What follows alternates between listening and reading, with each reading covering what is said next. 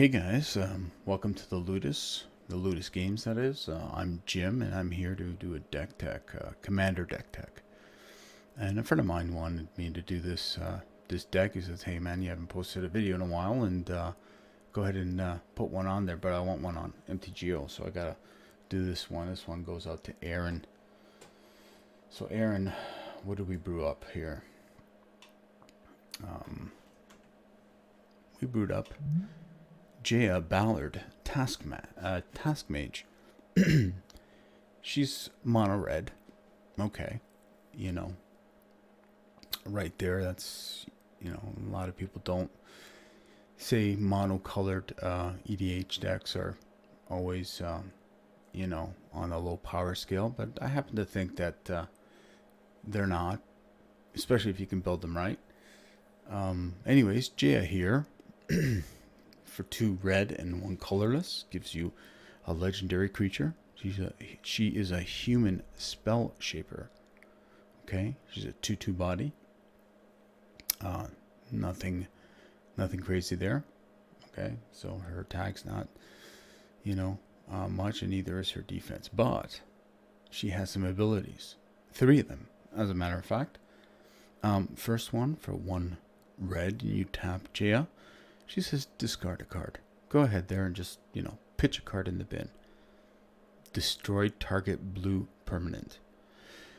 A lot of people like to play EDH. They love to play with blue. Those blue mages, God love them. I know I love blue. Blue is such a fantastic color. Arguably the most powerful color in Magic the Gathering, but hey, that could be debated, I guess. So a lot of people play it. So in all the play groups I've seen around, there's always a blue mage playing some blue general in Commander. So Jaya here says, okay, if you're going to play blue, I'm going to destroy your permanents.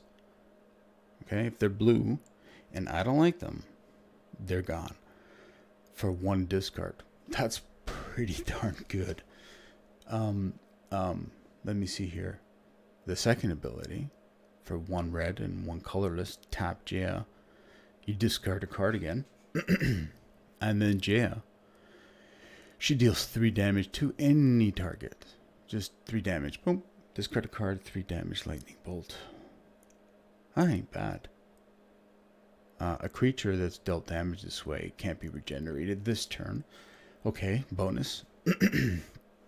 But a lightning bolt on a stick? Okay. There we go. That's not bad. And then last one here, my fingers getting tired.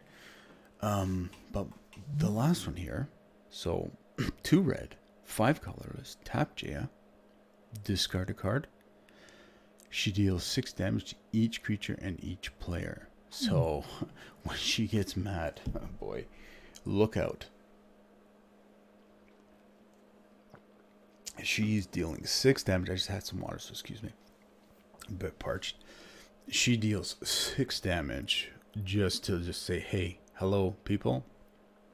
Everybody, all these creatures here, don't just 6 damage, because things are getting unreasonable right now. So just, hey, let's calm the hell down. Anyways, this is the deck. I try to build like a toolbox type deck. I don't know what to say about it. I haven't figured it out yet. So I'm hoping people will help me. Because she can do some funky things. What I will say about Jaya, Jaya's kind of known in lore to be the first planeswalker, and I think she is. So Jaya, hold on, I gotta look this up. Forgive my ignorance. But so Jaya here, this is a MTGO foil promo, but she was released in October of 2006 in Time Spiral. So if you wanted to get an original, I don't know if they came in foil, I'd have to look that up. But Time Spiral, you can go ahead and get her in Time Spiral. Anyway, That's when she was printed, and the first Planeswalker showed up in Lorwyn in October of 2007. So a year later, we saw Planeswalkers. So you can say Jaya is the mother of Planeswalkers. I don't know what her backstory is, so if you need to correct me, go ahead. I fully accept any corrections there. But anyways, as far as I can tell, the first Planeswalker came out in Lorwyn, which was a year later when from where Jaya was released. So anyway, there's that. I'm just going to fishbowl a little bit. I'm going to go through this deck. 28 lands. Lands I think could be better. My collection, like I've always mentioned, is not the greatest online. When you have responsibilities, you can't spend all your money on MTGO. Although I'd love to, but I can't. Anyway, let's go here and play this deck. Just gonna fishbowl here. This is a risky keep, but I'm gonna try it. Just let's talk it out here. The reason I kept this is because I got 2 1-drops. What I'm gonna try to do here is gamble for a soul ring. Let's see if I keep it. I kept it. Thank goodness. What do? Yeah. Word of Seizing. So you're looking at this spell. This spell for me, it's 5 mana, but it just takes control of a permanent at split second. I can't tell you how important that can be in matchups. So what we're going to do is we're going to go ahead and add ourselves a red, draw a card, just get some card advantage, and then play this other one and not waste any mana. So my gamble kind of paid off there. You know, that's you know what? I think my slippers. I'm in my basement, and it's a little chilly down here, and I'm wearing slippers. So if you hear the sliding on the floor, that's my mic's being really sensitive. So I'll have to play with those adjustments. But anyway, so I kept this. It's turn 3. I don't know why it does this. I'm technically on turn 3. So I can tap this and this to go ahead and ramp out a little bit, because I do need the manas. Because what EDH deck does not like mana? Or mana, however you like to say it. Whatever your fancy is. Anyways, I can't really use this. I'm not going to go ahead and waste this here, so I'm going to go ahead and pass. So that was turn 3. So I have options now. Depending on my board state, I can go ahead and cast Jaya, because if there's a blue mage, and you know, I can pitch Kozilek here to, you know, destroy a blue permanent or deal 3 damage. He'll reshuffle. So there's a bunch of reshuffle effects in the deck, which are pertinent, and I think you need to look at that. Well, let's look at that for a second. We'll go back to the deck. So for reshuffling, we have he reshuffles everything, graveyard, and himself. He reshuffles graveyard and himself. So if you pitch either one of these to Jay, you can reshuffle your yard, which is good in some cases. He'll reshuffle into your deck. So will he alone, just them? Hostility will as well. So there's 5 sources to kind of pitch to Jaya. So you want to maybe center around ways where you can pitch things in the yard and be able to recur them. I've built some of that in with Trading Post, right? So I can go ahead and grab artifacts from the yard. You can tell most of my deck is artifacts with a few red spells. That's how I chose to build Jaya. I mean, certainly you can go ahead and try a different way.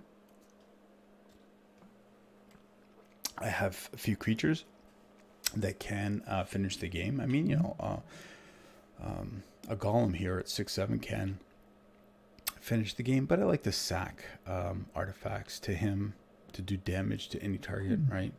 He can sack himself for 8 damage. That's not insignificant, right? To be able to, for 8 damage, hurt something or kill something or someone for 4 mana. Now, most of you will argue that it's not really 4, it's 8 and 4. So you're looking at 12 mana, right? To be able to cast this, if it resolves, sack it and do its 8 point of damage. Still, that's not bad, right? This deck can do a loop where it just sits there and just has mana and untaps and does all kinds of stuff, and you want to be able to finish the game somehow. So if you can loop this type of an effect, you can win the game very easily. Loop this 5 times and you've killed somebody. So it's relevant, right? There's that kind of, there's a Banefire to say, okay, it's going to get like 100 mana going, and then I'm going to Banefire you. It's uncounterable. There you go. Take 50 points of damage. And that dragon's head, on the guy's arm, that's so amazing. This card is really sweet in foil. If you have one of these in foil, fantastic. I don't think they're that expensive. Banefire foil. Hold on, let me have a look here. Banefire foil. I'm using Card Kingdom. Not that I'm sponsored or anything. They're just like their website. They're fantastic, and I've purchased from them, and they're great. I've never had an issue. So there's my plug for Card Kingdom. So it's like $5, $6 USD. The Modern Masters one is about $9, $10 USD. So yeah, it looks sweet. That's all I'm gonna say in foil. So if you get a chance, get one. Back to our game. So here we can go ahead and cast. Like I said, GF, depending on what the board state is, if there's something relevant, go ahead. If not, you can go ahead and just develop mana. Oh, I hate the way it does this. Anyway, develop your mana. I can go ahead and play the ready to go loot. Reshuffle my yard and grab 2 cards. I can set this up to go tutor for anything, a Paradox Engine maybe, on my next turn, right? Obviously things happen, especially when you're playing multiplayer. Your past priority, your past turns. You have to deal with other players, and waiting 3 turns to resolve to you before you can have your turn again. You have to keep that in mind, sure. But I think Jaya is really good because you have an option. Like I could have set up Jaya there because I have a blue mage who I have to deal with. Or, it's a slow game, so I'm going to sit back and develop my board state or enhance my board state so I can just go off on a turn or something. So you have options. So she's great. I'm going to concede this one, and I'll maybe do one more. See how it goes.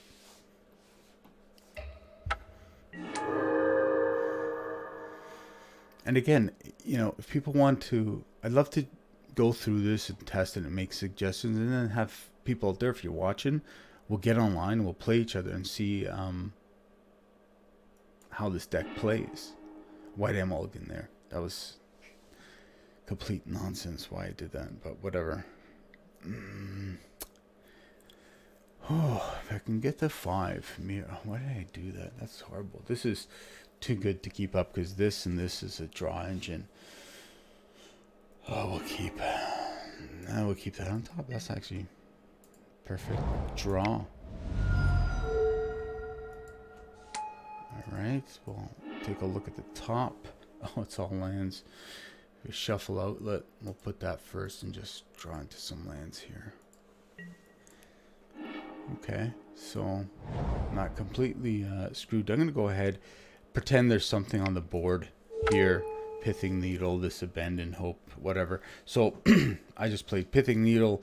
I just locked something down because it's bothersome, like a Sensei's Top, right? Activated abilities of sources with the chosen name can't be activated unless they're mana abilities, right? So I could Pithing Needle someone's Sensei Top and say, oh, you can't use your top, sorry. It's not a mana ability. So sorry. Anyway, so I'm assuming I'm doing that. I'm gonna play my doubling cube just to, you know, be able to develop my mana a bit. I still can't play the turbine, so we cast our general. Yeah, 1, 2, 3, 4. Yeah, next turn. Yeah, we'll lose the life. So we have a shuffle out, but we don't need to use right this moment. So we'll go ahead and do this. We lose the ability of Jaya. So we've said essentially here by playing the turbine that you're not going to be activating her abilities at all, and you know, then you should attack, right?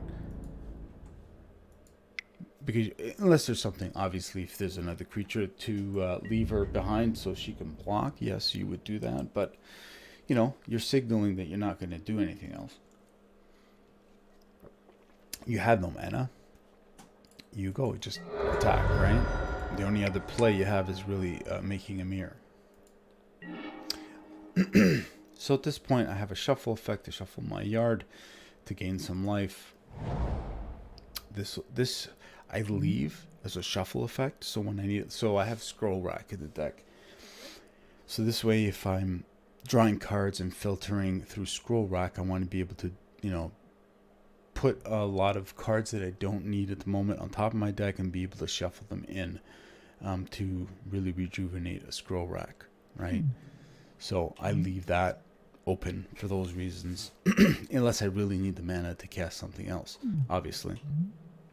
You don't just leave it there for a shuffle effect. At the moment, I have lots of mana, 2 cards in hand. I don't need to go get an extra mana at the moment. But, let me see, 1, 2, 3, 4, 5, 6. Yeah, 6. This is only good when you're at 7.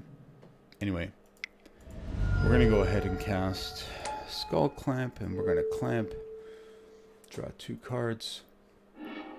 So now you're kind of off to the races a bit here, okay? At this point, you're making tokens. You can draw 2 cards. You know, with the cards filling up in your hand, you can discard some of them to Jaya to deal with blue permanents or to deal 3 points of damage to anything. There's that 6 point of damage piece there, but that you don't want to do unless, you know, it's a final blow or you really need to clear the board. So it's really the first 2 abilities here. So at this point, you know, I'm drawing cards and I'm drawing them to my scroll rack. So for instance, here we go. I can kind of demonstrate a little bit. I've just drew this. Okay. Now I can go scroll rack. And now I have these cards. Are any of these relevant at the moment? Voltaic Key is good with doubling cube if I have a bit more mana. So I can untap it and create tons of mana. But I need more draw. It's not the mana that I need at the moment. So what I want to do is put these on top, draw 4 cards, have a look at them, see if any of them can work with any of these. And then if they can't, shuffle them away. So, you know, again, I'm not signaling that I have anything here in terms of mana with Jaya. So I can attack with her again. But on my next turn, I would have this available. Right. I would pitch this entire hand. And just look at your next 5 and see if any of this works, right? So the cool thing about scroll rack that I want to talk about for a second is if you're not playing scroll rack, it is a great way to filter your deck. It is fantastic. For those who play white out there, if you put this with a land tax, it's fantastic. Think about it. Every upkeep, you go grab 3 lands, you put them in your hand, and with scroll rack for 1 mana, you can put them on top of your deck and draw 3 cards. it's fantastic. If you're not running that little synergy in any white commander deck, you should rethink that strategy. Just saying. Okay, so we drew these cards. That's the scroll says, set aside your hand, or however many cards. So I chose my hand and draw that many. Okay, so you've drawn them and you can look at them. And now with this information, you get to put these back in any order. So I have Mirror Battlesphere, Paradox Engine, Sculpting Steel, Mana Vault. So, I will say that with this hand, Voltaic Key works the best. So we want to leave that on top, in my opinion. You might see another line, which is fine. I want to be able to untap tons of mana, and put this down, sack it, drawing cards, casting spells, untapping. Eventually, I'm looking for a way to cycle this. So, Reliquary Tower is second highest in power. This can be a win con. I don't need it at the moment. I don't need this mana. I don't need to shuffle my graveyard. So I will go like this, like this, like this, this, and this. Okay. So we'll make a dude. Play this Mana Vault. Can I? Oh, it's only 6. So what I want to do?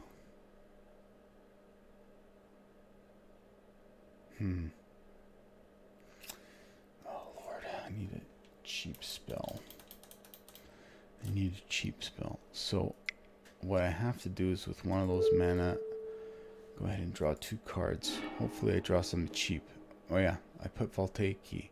Hello, I should have known this. Okay. I still can't do it. See? So people can be saying, hey bud, you should have been... I can't... Hold on, did I play land this turn? No, I didn't. I can do it. Oh, thank God. So for those of you that were screaming at the screen, going, oh, buddy, you have it. I apologize. I did. I forgot. I didn't have a land drop, so now we can kind of go off to the proverbial races here, I think. So we can go ahead and tap this down for now. We'll go 3 mana. Oh. See, I screwed that up. I should have had 2 extra mana here. But that's fine. This is why you watch my videos, so you learn what not to do. Oh, I didn't pick. Alright. 2 big boo-boos there. Anyway, so what I have here is this Sculpting Steel should have been a Mana Vault. Would have had 6 mana, -1, that's 5, then another 3, that's 8 mana. So Voltaic Key untaps this, or I can untap this, creating an additional mirror token. With that mana, I double it, and then with the doubling cube, I will sack, draw a few cards, cast something else, untap, and just draw, and then to a point where I get like 20 cards in hand. You filter it with Scroll Rack, and then you have this to shuffle if you get to a point where you still need to. At that point, you're probably shuffling away and scroll racking like 20 more cards, right? It can get crazy. So, anyway, now that we messed that up, let's give that up. Let's see, how far into this am I? I am 24 minutes. So I will do one more and call this a video so that you don't have to hear me ramble for more than a half an hour. Next time, I'll even keep it shorter. But yeah, if you guys like the deck, let's send me a message. Let's hook up online and let's play each other. We'll Skype it up or something. And we'll chat and play some Commander online. I'll keep this.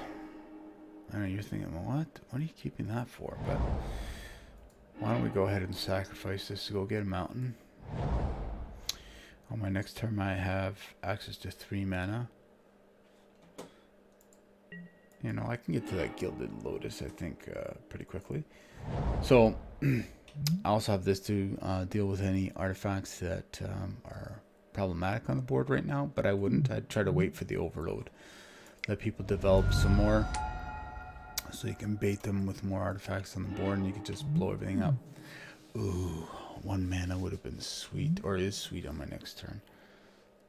So again, I have 1 mana. I can do a Vandal Blast if need be. I can also Red Elemental Blast. Obviously, this is a blue hate card, and it's specifically targeted for blues. Sometimes it's a dead card. You're playing, mono green deck, whatever,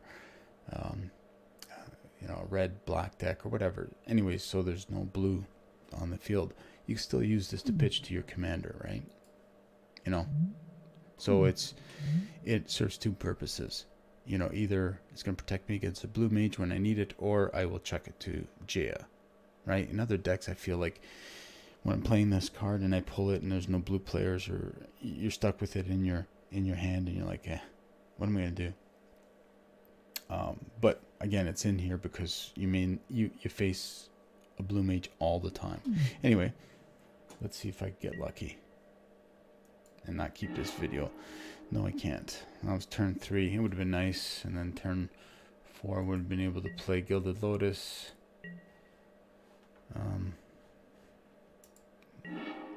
Yeah. No luck. And I don't even have a second red mana for Jaya. Now I'm running 28 lands. Not all of them are mountains. Still, I have to play with. I didn't want to go through specifics until I played through this, or with this deck a little bit. But anyways, I hope you guys enjoyed some of that. Maybe I'll come back with a video, maybe playing some of you guys. Arron, I'm talking to you, bud. Or let me concede here. Yeah, or somebody else, whatever. Or we'll do another fishbowl session. Or maybe even play real games. I hate when I play people I don't know, because people can get salty. That's why I like playing people that at least are aren't afraid to come on and be themselves. Anyways, guys, I hope you enjoyed that. Arron, that was for you, buddy. Talk to you guys.